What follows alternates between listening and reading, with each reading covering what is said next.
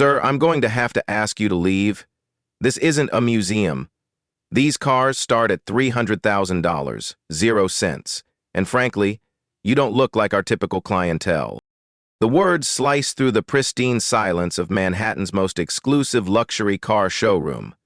15 customers freeze mid-conversation. 3 salespeople exchange knowing glances. Security approaches from the corner. The man being addressed, Marcus Thompson, 42, wearing simple jeans and sneakers, doesn't flinch. He adjusts his watch and smiles. What happens next isn't just one of those powerful black stories that challenge everything we assume about judging people by appearance.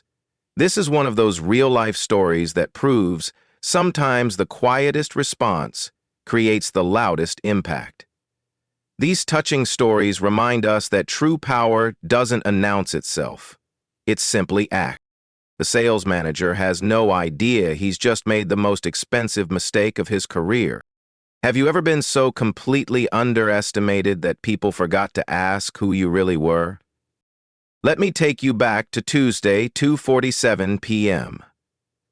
Prestige Motors, Manhattan, where chrome gleams under spotless lighting and every surface reflects money. The kind of place where silence costs more than most people's cars. Marcus Thompson steps through the glass doors, his sneakers quiet against Italian marble. He's dressed down. Jeans, plain gray t-shirt, nothing flashy. But there's something in his posture, the way he moves through space, that suggests depths the eye can't measure. Brad Whitmore, 28 years old, perfectly pressed navy suit, approaches with the predatory confidence of someone who's made assumptions his entire career. Can I help you? The question carries no intention of helping anyone. Marcus nods toward the gleaming McLaren 720S in the center of the showroom. I'd like to take a look at that one. Brad's laugh is sharp, practiced. Let me guess, you're here for the used car lot? That's 3 blocks down past the deli. He positions himself between Marcus and the $400,000 0-cent supercar like a human velvet rope. The words hit the showroom like a stone through glass. Conversations pause. A woman in pearls turns to stare. Her husband adjusts his tie, suddenly uncomfortable. Near the Lamborghini section, 2 customers exchange a look that says everything and nothing. I'm interested in this car, Marcus repeats, his voice steady as granite. Brad's smile turns patronizing. Sir, I'm trying to save you embarrassment. These vehicles require serious financial qualification. Pre-approval starts at 7 figures. Liquid assets. Here's where the story takes its first turn toward the extraordinary. Marcus doesn't argue. He doesn't raise his voice. Instead, he does something that will haunt Brad Whitmore for the rest of his career. He pulls out his phone and checks the time. The watch beneath catches light. For just a moment, the woman in pearls glimpses something that makes her frown.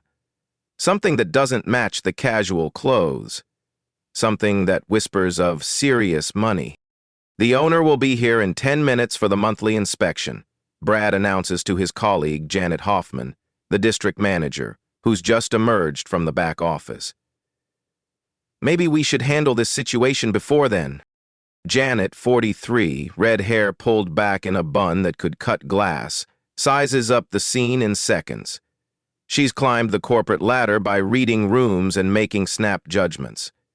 Today, that skill will cost her everything. Sir, she says, stepping beside Brad, I think there's been a misunderstanding. This is a high-end luxury dealership. Our clientele typically schedules appointments. Marcus tilts his head slightly. I wasn't aware walking into a public business required an appointment. Well, it doesn't, Janet backpedals. But given the nature of our inventory, we like to ensure serious buyers. The discrimination isn't subtle anymore. It's hanging in the air like smoke, visible to everyone breathing it. That's when the phones come out.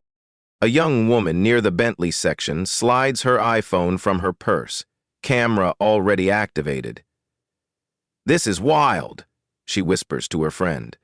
"Watching someone get profiled at Prestige Motors right now." Within seconds, the recording is live on Instagram. The caption reads, "Discrimination in real time. Luxury car dealership, man." Two more phones emerge. A man in his 60s starts filming from behind a Ferrari. The woman in pearls hesitates, then begins recording too. Marcus notices the cameras but shows no reaction. He simply adjusts that watch again, a gesture so casual, so unconscious that it seems meaningless.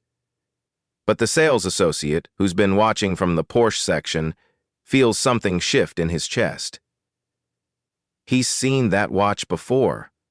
In magazines, in boardrooms, in places where that particular timepiece costs more than most people's houses.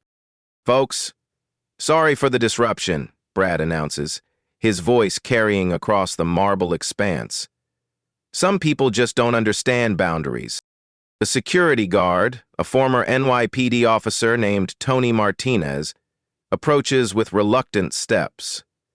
23 years on the force taught him to read situations, and something about this scene feels wrong. The man in jeans hasn't raised his voice, hasn't made threats, hasn't even touched anything. He's just standing there, existing, while black in a space that clearly doesn't want him. But Tony has a job to do. "Sir, I'm going to need you to step outside while we sort this out." Marcus looks at Tony with eyes that hold no anger, only a deep, patient sadness. "Officer Martinez," he says quietly, reading the name tag. "I understand you're doing your job. I respect that. But I'd like to make one phone call before I go anywhere." The use of Tony's name stops him cold. This man isn't panicked, isn't angry. He's calm, dangerously calm. "On call," Marcus repeats, his voice barely above a whisper. "Then, if you still want me to leave, I'll go." Brad scoffs. "What's one phone call going to do? Call your lawyer? Good luck with that." Marcus pulls out his phone, not an iPhone, something sleeker, more expensive. The device itself whispers of exclusivity, its titanium surface reflecting the showroom lights. He dials a number from memory, each digit pressed with deliberate precision. The phone rings once, twice. On the third ring, a voice answers, crisp, professional, carrying the weight of serious business. "It's Marcus," he says, his tone shifting into something that makes the nearby customers lean closer despite themselves. "We're moving to Phase 2, authorization code Platinum 77. The words carry meaning that escapes everyone listening, but the tone suggests consequences far beyond what anyone in this showroom can imagine. This isn't a man calling for help. This is a man activating something that was already in motion. He hangs up without waiting for a response. The room holds its breath like a theater audience waiting for the curtain to rise. Brad shifts nervously, his earlier confidence cracking like ice in warm water. Janet checks her phone again, as if time itself might provide an escape from whatever is approaching.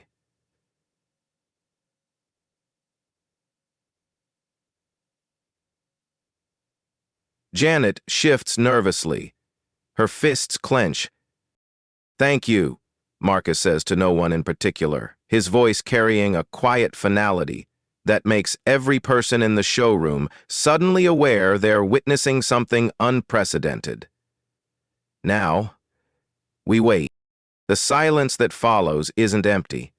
It's pregnant with possibility, heavy with the weight of consequences about to unfold. Even the air conditioning seems to hume with anticipation. The silence stretches like a wire about to snap. Marcus stands perfectly still, hands clasped behind his back, that expensive phone tucked away. Around him, the showroom is transformed into something resembling a courtroom.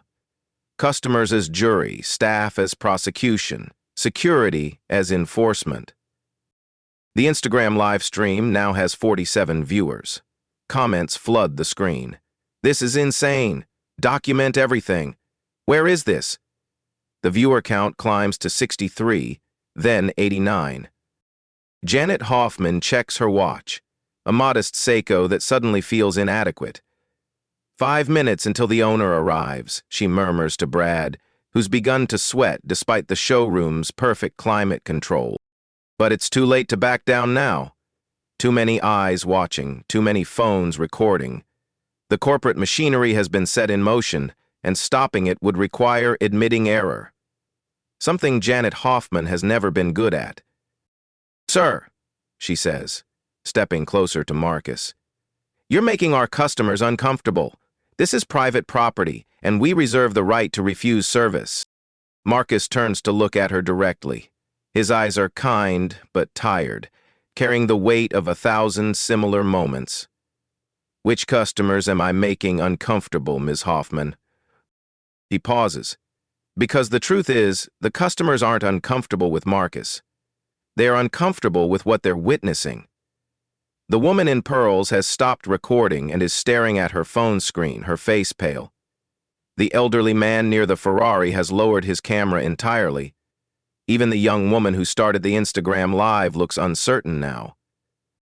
"Well, Janet starts, then stops. She's walked into a trap without realizing it. That's when Brad makes his fatal error. "Look," he says, his voice rising.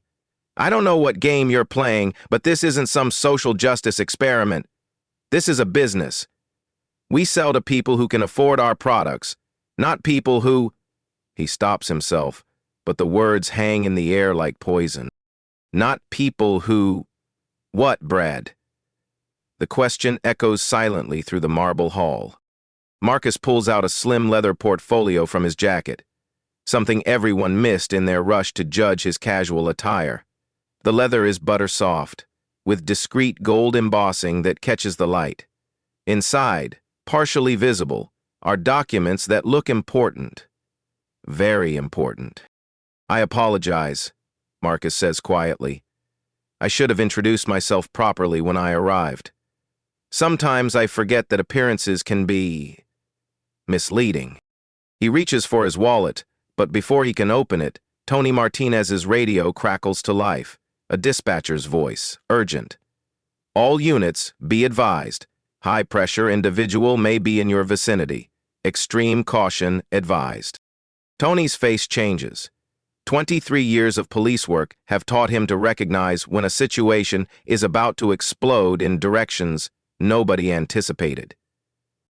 The Instagram live stream hits 200 viewers. Comments are coming too fast to read. Someone has started a Twitter thread. A local blogger who happened to be in the area for another story has begun typing furiously on her laptop from the Starbucks across the street.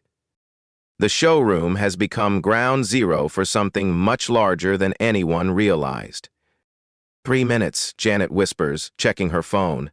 3 minutes until the owner arrives and finds his pristine showroom turned into a social media nightmare. But Marcus seems completely unaware of the time pressure. He's examining the McLaren now, walking around it slowly, professionally. His movements are those of someone who understands automobiles at a deep level, not as status symbols, but as engineering achievements. "Beautiful machine," he murmurs, running his fingers just above the carbon fiber, never quite touching. 720 horsepower, twin-turbo V8, 0 to 60 in 2.8 seconds. He pauses at the rear spoiler, though I notice the aerodynamics package isn't the latest revision. The 2024 models have significantly improved downforce characteristics. Brad's mouth opens slightly. These aren't the words of someone pretending to know about supercars. This is technical knowledge that comes from real familiarity. The sales associate from the Porsche section, David Chin, who's been selling luxury vehicles for 12 years, starts walking over. He's been watching Marcus's examination of the McLaren, and something is clicking into place. The way Marcus moves around the car, the questions he's not asking because he already knows the answers. The casual familiarity with specifications that most customers have to Google. "Excuse me," David says, his voice cutting through the tension. "But are you by any chance—" Marcus holds up a gentle hand. "Let's see how this plays out first." Janet's phone buzzes, a text message that makes her face go white. She shows it to Brad, whose confident smirk dissolves like sugar in rain. The message is from Charles Pemberton himself, owner of Pemberton Automotive Group. Emergency situation developing at Manhattan location. Media attention confirmed. Handle with extreme care. Do not escalate. But it's too late for de-escalation. The corporate wheels are already in motion, grinding toward a collision that will reshape everything. Marcus checks his watch again. That mysterious, expensive timepiece that seems to anchor him in this storm of judgment and assumption. 2 minutes, he says softly. The Instagram live stream has hit 500 viewers. Prestige Motors is starting to trend on Twitter. The local blogger has posted her first update. Discrimination incident unfolding at luxury Manhattan dealership. Live updates. The digital wildfire spreads with terrifying speed. Screenshots flood Reddit forums. Facebook groups dedicated to luxury car enthusiasts begin dissecting every frame of the available footage. LinkedIn professionals share the video with corporate ethics commentary. TikTok users create reaction videos, their shocked faces mirroring the expressions of customers still standing in the showroom. Within minutes, the story has transcended its Manhattan origins. Viewers from Los Angeles, Chicago, Atlanta, and Houston are watching live. International audiences from London, Tokyo, and Sydney tune in. The humble luxury car showroom has become a global stage for a confrontation that speaks to experiences shared across continents. Local news stations receive tips from viewers. 3 different reporters are already en route. The New York Times automotive correspondent, who happened to be monitoring industry social media, has begun making calls. This isn't just a customer service incident anymore. It's a cultural moment in real time. Janet tries one last desperate play. "Sir, perhaps we got off on the wrong foot. Why don't we start over? I'm Janet Hoffman, district manager, and you are?" Marcus smiles, the first genuine smile he's shown since walking through those glass doors. It's not a happy smile. It's the smile of someone who's been waiting patiently for exactly this question. "My name," he says, his voice carrying clearly across the marble expanse, across the live streams, across the growing digital audience watching this moment unfold, "is Marcus Thompson." He pauses, letting the name settle into the silence. "And I think it's time you knew exactly who you've been talking to." The name hangs in the air like lightning before thunder. Marcus Thompson. David Chen, the Porsche sales associate, stops breathing. His face goes from confusion to recognition to absolute horror in the span of 3 seconds. He knows that name. Every serious person in the automotive industry knows that name. But Janet and Brad are still lost, still operating in their small world of assumptions and prejudice. "Okay, Mr. Thompson," Janet says with forced politeness, now that we have introductions out of the way. That's when her phone rings. The caller ID shows a number she recognizes with ice-cold dread. Charles Pemberton, CEO of Pemberton Automotive Group. Her direct superior's superior's superior. She lets it ring once, twice. On the 3rd ring, she answers with a voice that tries to project confidence, but achieves only panic. "Mr. Pemberton, I was just about to call you about—" "Ms. Hoffman." The voice on the other end cuts through her words like a blade through silk. Charles Pemberton doesn't sound like a man making a routine check-in call. He sounds like a man watching his empire crumble in real time. "I need you to listen very carefully to what I'm about to tell you." The showroom has gone silent. Even the customers have stopped pretending not to eavesdrop. The Instagram live stream has 847 viewers now, and someone has started a Reddit thread that's gaining momentum by the minute. The gentleman you are currently interacting with, Pemberton's voice carries clearly through the phone's speaker, is Marcus Thompson, CEO of Thompson Capital Management. He is also our company's largest private shareholder. Whoa! Janet's legs nearly give out. The phone slips in her suddenly sweaty palm. Did you say shareholder? She whispers. 34%. Pemberton's voice continues, each word falling like a hammer blow. Thompson Capital controls 34% of Pemberton Automotive Group through his investment fund. Mr. Thompson's portfolio includes 47 automotive dealerships across 12 states, with a combined annual revenue of $2.3 billion. Brad's face has gone from red to white to a sickly green. He's staring at Marcus like he's seeing a ghost. Which, in a way, he is. The ghost of his career, floating away in real time. Furthermore, Pemberton continues, his voice now audible to everyone in the showroom, today was not a casual visit. Mr. Thompson was conducting his quarterly ownership inspection. An inspection that, I understand, has not gone according to plan. The Instagram live stream breaks 1,000 viewers. Comments are scrolling too fast to read, but phrases like, "Oh my God," and "plot twist," and "I cannot repeat," like a digital heartbeat. The viewer count explodes past 1,000, 500, then 2,000. Someone has cross-posted to TikTok, where the video gains 10,000 views in 3 minutes. But the real explosion happens in the automotive industry's private communications. WhatsApp groups of luxury car dealers across the country light up with screenshots and frantic messages. Is this real? Who is Marcus Thompson? Thompson Capital Management? That's the investment firm that owns half the luxury car market.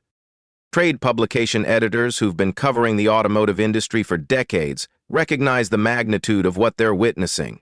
This isn't just a discrimination incident. It's a seismic shift in how the luxury retail industry will operate from this moment forward. The story has already been picked up by Automotive News, whose breaking news alert reads, "Major investor confronts discrimination at own dealership live footage." Car and Driver's social media team begins preparing an emergency analysis. Motor Trend's discrimination in automotive retail piece, dormant in draft form for 6 months, suddenly becomes their most urgent publication priority. Marcus adjusts his watch, that Richard Mille timepiece that's worth more than most people's cars, and speaks for the first time since giving his name. "Hello, Charles," he says calmly. "I think we need to talk." "Mr. Thompson," Pemberton's voice carries a tremor now. "I am profoundly sorry for what has happened. This is not reflective of our company values, and I assure you—" "Charles," Marcus interrupts gently, "there's something else you need to know, something I haven't shared with Ms. Hoffman yet." Janet looks like she might faint. Brad has actually taken a step backward, as if physical distance might somehow separate him from the magnitude of his error. "This isn't my first time at this dealership," Marcus continues, his voice carrying clearly across the marble expanse, across the live streams, across the growing digital audience. "I've been coming here for 6 months, not as an owner, not as an investor, as a customer." He pauses, letting that sink in. 6 months of documentation, 7 separate incidents, all recorded, all cataloged, all part of a comprehensive investigation into systemic discrimination practices within our dealership network. The silence that follows is so complete it has weight. Even the air conditioning seems to have stopped breathing. David Chen, who has been standing frozen near the Porsche section, finally finds his voice.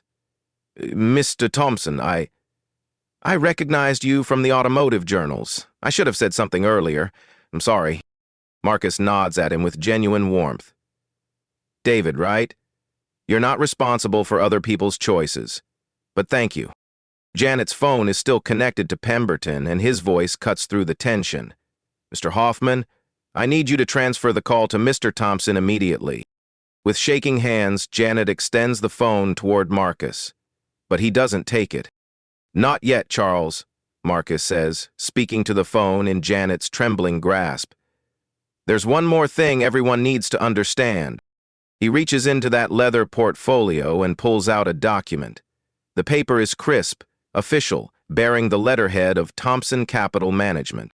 "This morning, at 9:47 a.m., my legal team filed preliminary paperwork for a potential discrimination lawsuit against Pemberton Automotive Group.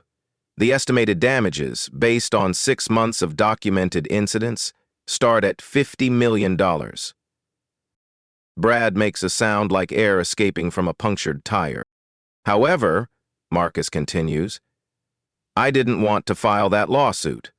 I wanted to give your company a chance to address these issues internally, to prove that change was possible without legal intervention." He folds the document carefully, deliberately. Today was the test, the final opportunity to see if this dealership could treat all customers with basic human dignity. The Instagram live stream has exploded past 2,000 viewers. Prestige Motors is trending on Twitter.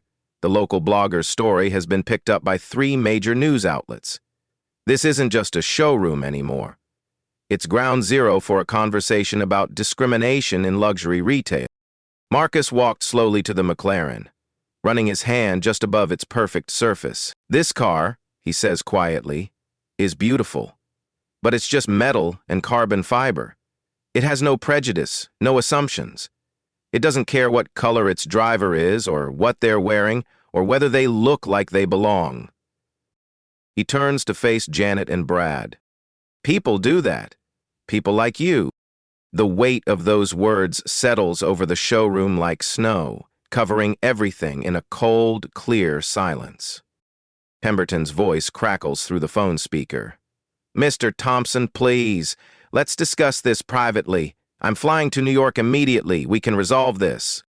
Marcus finally takes the phone from Janet's numb fingers. "Hello, Charles. I think it's time for that conversation, now. Give me 20 minutes, Marcus says into the phone. "I'll be in the conference room." He hands the device back to Janet, whose fingers can barely grip it. The Instagram live stream has passed 3,000 viewers. Someone has started a TikTok that's already at 50,000 views. The story is spreading like wildfire across social media platforms. "Ms. Hoffman," Marcus says, his voice carrying the authority of someone accustomed to boardrooms and billion-dollar decisions. "I need you to gather your staff in the conference room. All of them. Including Mr. Whitmore here." Brad finally finds his voice, though it comes out as a croak. "Mr. Thompson, I had no idea. If I had known—" "If you had known what, Brad?" Marcus interrupts, his tone remaining calm but carrying an edge that could cut glass. "If you had known I was rich, you would have treated me with respect? If you had known I was powerful, you would have seen me as human?" The question hangs in the air like an accusation that can't be answered without admitting guilt. "That's exactly the problem," Marcus continues. "Respect shouldn't require a portfolio statement." David Chen approaches cautiously. "Mr. Thompson, should I clear the showroom?" Marcus considers this. The customers are still watching, phones still recording. The digital audience has grown beyond anything anyone anticipated. "No," he says finally. "Let them stay. Let them see how this ends. Transparency is the only way forward." The conference room at Prestige Motors is all glass and chrome, designed to intimidate. But today, it feels more like a courtroom than a corporate meeting space. Janet sits at one end of the polished table, Brad beside her, both looking like defendants awaiting sentencing. Marcus takes a seat across from them, setting his leather portfolio on the table with deliberate precision. He's no longer the casually dressed man who walked through the front door 40 minutes ago. He's transformed into something else entirely. A force of nature, wearing jeans. The wall-mounted screen flickers to life.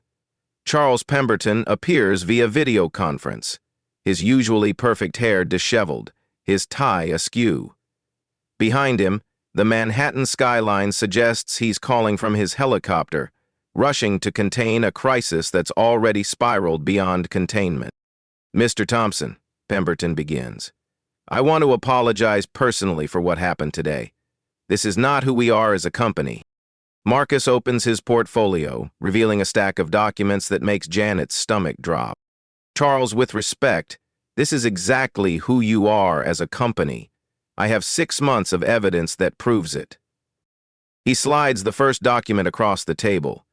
It's a detailed report, 37 pages long with timestamps, photographs, and witness statements. September 15th, 2024. An African-American woman named Sandra Williams was told she probably couldn't afford the insurance on a BMW she wanted to test drive. She's a cardiac surgeon who makes $400,000, 0 cents, a year. Another document slides across the table. 2. October 3rd, 2024. A Latino man named Carlos Rodriguez was asked for 2 forms of ID before being allowed to sit in a Mercedes. He's a tech entrepreneur who sold his company for $50 million, 0 cents, last year. Janet's hands are shaking as she looks at the papers. Each incident is documented with the precision of a legal brief. Photos, audio recordings, witness statements. An entire system of discrimination laid bare. November 18th, 2024. An elderly black gentleman named Robert Jackson was followed by security while browsing. He's a retired federal judge. The documents keep coming, each one a damning indictment of a culture that judges customers by their appearance rather than their character or capacity.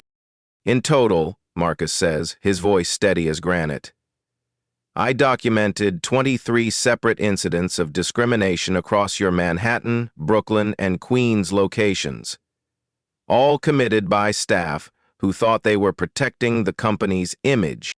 Pemberton's face on the screen has gone ashen. "Marcus, I had no idea the problem was this systemic. We'll implement immediate changes." "Changes like what, Charles?" Marcus interrupts. "Diversity training? Sensitivity workshops? The same Band-Aid solutions that have failed for decades?" He pulls out another document, this one bearing the letterhead of a major law firm. "My legal team has calculated the potential damages from a class action discrimination lawsuit at between $75 million, 0 cents, and $150 million, 0 cents, depending on how many additional victims come forward. And trust me, after today's social media exposure, they will come forward." Helena, as we move forward. The Instagram live stream has peaked at 5,000 viewers. Prestige Motors is trending nationally. 3 news outlets have contacted the dealership requesting comment. This isn't just a business crisis anymore, it's a cultural moment. Brad tries to speak. "Mr. Thompson, I want you to know that I personally—" "Mr. Whitmore," Marcus cuts him off, "you're fired, effective immediately. Security will escort you out." The words land like a physical blow. Brad's mouth opens and closes soundlessly. "Furthermore," Marcus continues, "you're being placed on an industry-wide blacklist. My companies and our partner organizations will not do business with any dealership that employs you. Your career in automotive sales is over." It's brutal, it's final, it's justice delivered without raising a voice. Janet finds her voice, though it's barely a whisper. "Mr. Thompson, what about me? What about the dealership?" Marcus turns to face her directly. "Ms. Hoffman, you have a choice. You can either be part of the solution or you can follow Mr. Whitmore to the unemployment line." He slides another document across the table. "This is a comprehensive anti-discrimination protocol I've developed. It includes mandatory bias training, real-time customer feedback systems, diversity hiring requirements, and monthly third-party audits. Implementation begins immediately. Janet stares at the document. It's detailed, professional, and clearly the work of someone who's thought deeply about systemic change. Every customer interaction will be recorded and reviewed, Marcus continues. Every complaint will be investigated by an independent third party. Every staff member will undergo quarterly bias assessment. Pemberton's voice cuts through the tension. Marcus, the board will approve whatever changes you require. We'll allocate whatever budget is necessary. Good, Marcus says, because the budget is substantial. $12 million, 0 cents, annually across all locations. Employee training, monitoring systems, diversity initiatives, community outreach programs. He pauses, letting the number sink in. It's expensive to fix a broken culture, Charles, but it's more expensive to defend discrimination lawsuits. Janet looks up from the document. Mr. Thompson, I want to make this right.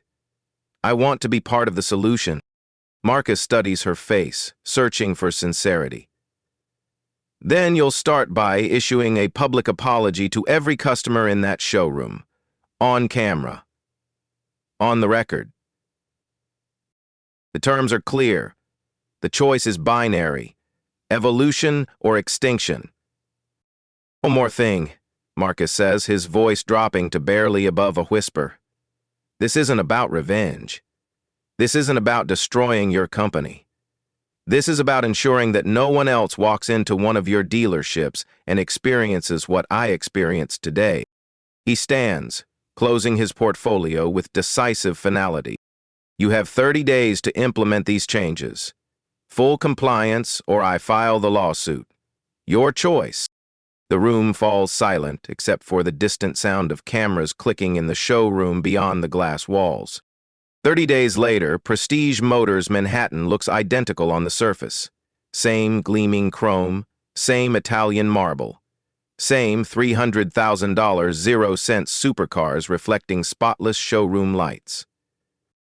But everything else has changed. Janet Hoffman stands near the entrance, greeting every customer personally. Her demeanor is different now, warmer, more genuine. The calculating assessment that once preceded every interaction has been replaced by something resembling actual hospitality. Brad Whitmore is gone, of course. His termination made industry headlines, creating ripple effects across luxury retail sectors nationwide. 3 other dealerships quietly dismissed employees who had similar customer service philosophies. The message was clear. Discrimination is no longer just morally wrong, it's career suicide. The transformation began immediately after Marcus's ultimatum. Within 48 hours, Charles Pemberton had flown in a team of diversity consultants, HR specialists, and systems engineers. The $12 million 0 cents annual budget Marcus demanded wasn't just allocated. It was exceeded by 30%, bringing the total investment to $15,600,000, 0 cents, across all dealership locations. Every customer interaction is now recorded by discrete ceiling cameras. Not for surveillance, but for learning. Each conversation is reviewed by AI software that flags potential bias indicators. Staff members receive real-time coaching through nearly invisible earpieces, guided by consultants who understand the subtle language of discrimination. The technology implementation alone cost $3,200,000, 0 cents. Custom software development, hardware installation, training systems, and ongoing monitoring require a small army of specialists. But the investment pays for itself within 6 months through increased sales to previously alienated demographics. The results are measurable and dramatic. Customer satisfaction scores have jumped from 6.8 to 9.2 out of 10. More importantly, customer demographics have shifted dramatically. Where the showroom once served primarily white, male, obviously wealthy clients, it now welcomes a spectrum of humanity that reflects New York's actual diversity. Sales data tells the story most clearly. Revenue from black customers increased 340% in the first quarter after implementation. Latino customer purchases rose 280%. Asian American buyers, previously underrepresented, now account for 23% of luxury vehicle sales. Women who had consistently reported feeling unwelcome now represent 41% of high-end purchases, up from 19% before Marcus's intervention. David Chen has been promoted to sales manager, replacing Brad. His first hire was Sandra Williams, the cardiac surgeon who was once told she couldn't afford insurance. She now works part-time as a customer experience consultant, helping staff recognize when assumptions masquerade as professionalism. The mandatory bias training happens every quarter, led by Dr. Amelia Rodriguez, a Harvard psychologist who specializes in implicit prejudice. Her sessions don't focus on political correctness or corporate liability. They focus on money. Specifically, how discrimination costs dealerships millions in lost sales annually. The numbers are stark. Before Marcus's intervention, Prestige Motors Manhattan was missing approximately $15 million, 0 cents, in annual revenue by alienating potential customers who didn't look the part. The cardiac surgeon who makes $400,000, 0 cents a year. The tech entrepreneur worth $50 million, 0 cents. The retired federal judge looking for a retirement gift to himself. These customers didn't disappear when rejected. They simply bought their luxury vehicles elsewhere, from competitors who were smart enough to judge wallets, not wardrobe. The monitoring app Marcus mandated has become an industry standard. Called True Customer, it allows buyers to rate their dealership experience in real time, sending alerts when discrimination indicators appear. The app now operates in 312 luxury retail locations across North America, from car dealerships to jewelry stores to high-end fashion boutiques. Janet Hoffman has become an unlikely champion of the changes. She appears at industry conferences now, speaking about the business case for inclusion. Her presentations focus on a simple truth. Equality isn't just ethical, it's profitable. We were leaving money on the table, she tells audiences of dealership managers. Millions of dollars walking out our doors because we couldn't see past our own prejudices. The Instagram live stream that started everything has been viewed 2.3 million times. It's been dissected by business schools, analyzed by discrimination researchers, and cited in 6 separate academic papers. The video has become a case study in how social media can force corporate accountability faster than any lawsuit. Marcus Thompson has not returned to Prestige Motors as a customer. He doesn't need to. The monthly reports crossing his desk tell the story. Complaints down 94%. Diversity hiring up 340%. Revenue up 23%. The numbers speak louder than any personal visit could. But the real measure of success isn't found in quarterly reports. It's found in moments like this Tuesday afternoon, when a young black woman in yoga pants and sneakers walks through those glass doors. Juicy. She's Dr. Keisha Brown, a neurosurgeon at Mount Sinai, looking at the Lamborghini Huracan in the center of the showroom. Last year, she would have been followed by security, questioned about her intentions, possibly asked to leave. Today, David Chen approaches with a genuine smile. Beautiful car, he says. Are you interested in a test drive? Dr. Brown nods.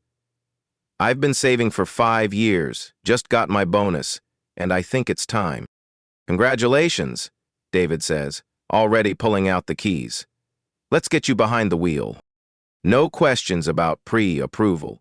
No assumptions about ability to afford. No judgment based on appearance. Just professional service for a paying customer. As Dr. Brown settles into the Lamborghini's driver's seat, adjusting mirrors and familiarizing herself with controls, David notices something that would have gone unobserved in the old system. She handles the car like someone who understands high-performance vehicles. Her questions are technical, specific, informed. Track days at Lime Rock, she explains when he asks about her experience. I've been racing for 10 years. This will be my first street-legal supercar. They complete the test drive. She loves the car. The financing is approved within minutes. Her credit score is 847, and her down payment covers half the purchase price. She drives home that afternoon in a $200,000 0 cents Lamborghini. Another customer who would have been lost under the old system. The true victory isn't the sale itself. It's the absence of drama. No social media incident, no viral videos, no discrimination, just a doctor buying a car she's earned the right to own. This ordinary transaction represents Marcus Thompson's ultimate success. He didn't just punish discrimination, he eliminated it. He didn't just win a battle, he changed an entire industry's approach to customer service. The quiet revolution he sparked continues spreading. One dealership at a time, one interaction at a time, one customer at a time.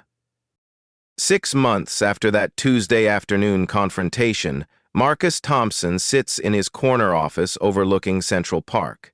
The morning sun streams through floor-to-ceiling windows, illuminating a wall covered with framed articles about the Prestige Motors transformation. The Harvard Business Review feature, How One Customer Changed an Industry. The Wall Street Journal analysis. The $12 million 0 cents solution to retail discrimination. The Forbes profile.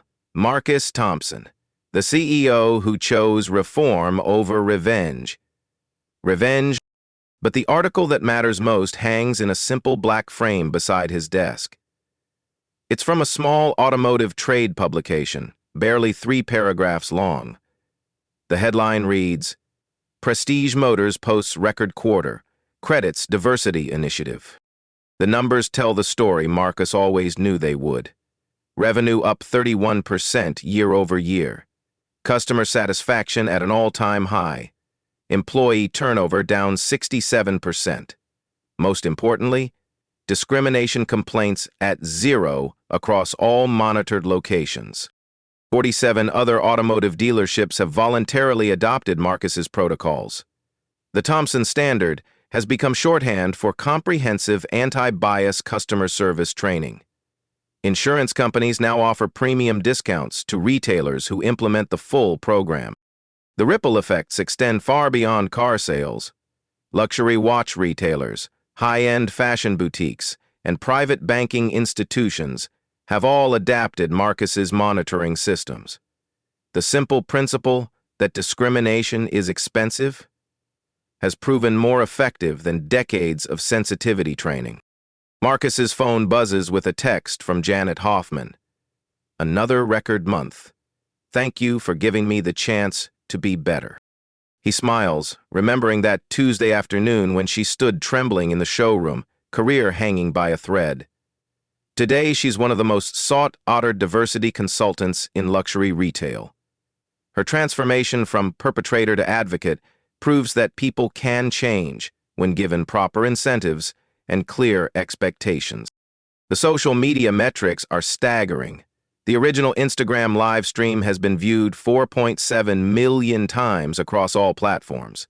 Prestige Motors generated 23,000 posts across social media platforms. More importantly, the hashtag Quiet Power, coined by someone watching the stream, has become associated with Marcus's approach of choosing systematic change over public humiliation. The ripple effects extend far beyond automotive retail. Quiet Power has been used 847,000 times across various social media platforms, often accompanying stories of people choosing constructive responses to discrimination over destructive ones. Corporate executives cite Marcus's approach in boardroom discussions about crisis management. Business schools have added his strategy to case study curricula. 12 universities now use the Prestige Motors case study in business ethics courses. The scenario has been role-played in corporate training sessions from Seattle to Miami. Harvard Business School's Negotiation and Conflict Resolution program features Marcus's tactics as a masterclass in de-escalation through escalation. using power strategically to create systematic change rather than personal revenge. What began as one man's experience with discrimination has become a blueprint for institutional change. The Marcus Thompson method: document thoroughly, respond strategically, demand systematic reform, follow through relentlessly, has been adopted by civil rights organizations, corporate diversity departments, and individual professionals facing workplace discrimination. Marcus opens his laptop and reviews the latest monthly report from Thompson Capital's Diversity Monitoring Division. The data shows discrimination incidents down 78% across all partner retailers.